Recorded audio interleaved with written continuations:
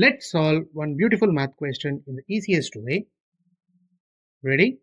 But before we start, try this question in your mind. You got it? Now, what's the easiest method to solve it so that you will never lose here again?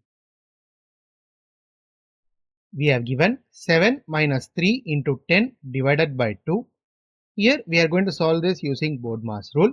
So as per the rule, first we are going to solve inside the brackets. 10 divided by 2 becomes 5.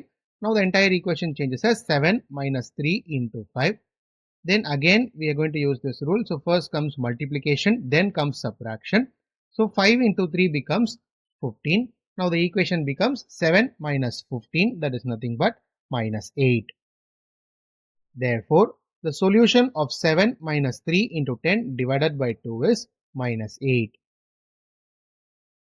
If you found this video helpful, hit a like and share it to your friends, and don't forget to subscribe my channel for more tricky problems like this. Thank you friends, we will meet in a new interesting video.